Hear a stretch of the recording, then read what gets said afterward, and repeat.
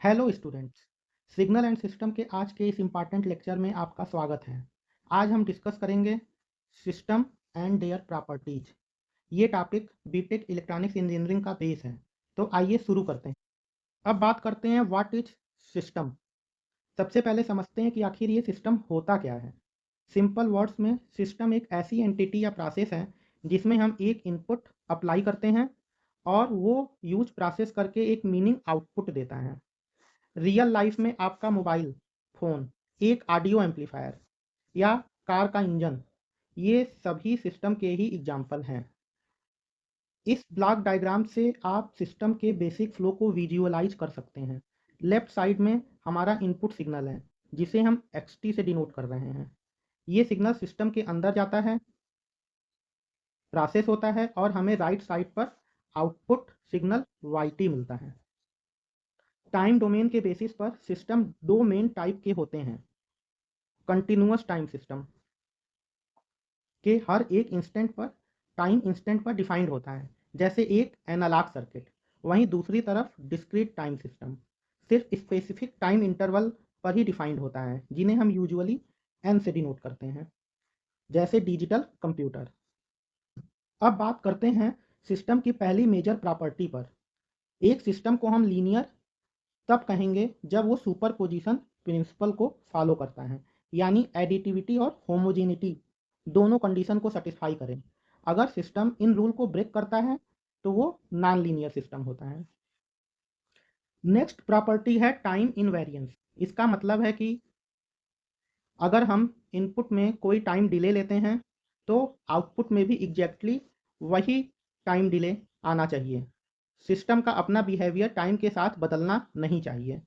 अगर सिस्टम के कैरेक्टरिस्टिक वक्त के साथ चेंज हो रहा है तो वो टाइम वेराइंग सिस्टम बन जाता है। काजल सिस्टम वो होता है जिनका प्रेजेंट आउटपुट सिर्फ प्रेजेंट और पास्ट इनपुट पर डिपेंड करता है, ये फ्यूचर पर डिपेंड नहीं करता। इसलिए रियल वर्ल्ड में हम सिर्फ काजल सिस्टम ही फिजिकली बना सकते हैं। अगर आउटपुट को कैलकुलेट करने के लिए फ्यूचर इनपुट की ज़रूरत पड़े तो उसे हम नॉन काजल सिस्टम कहते हैं।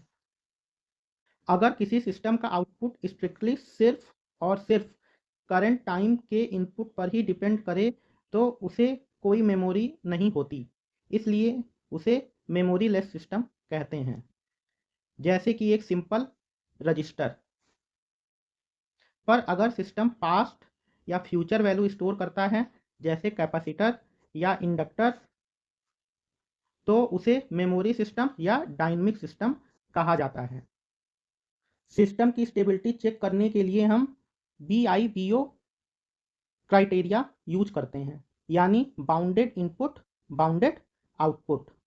अगर एक लिमिटेड इनपुट अप्लाई करने पर आपको आउटपुट भी लिमिटेड मिले तो सिस्टम स्टेबल है, पर अगर आउटपुट इन्फिनिटी तक चला जाए तो सिस्टम अनस्टेबल हो जाता है।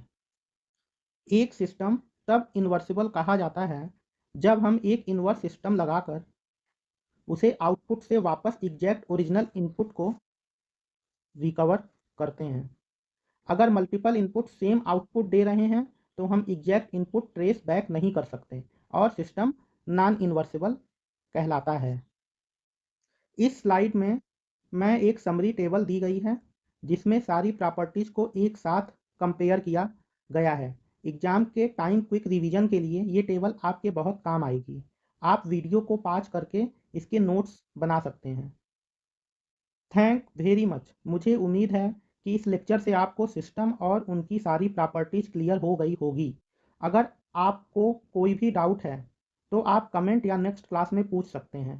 Keep learning and see you in the next lecture.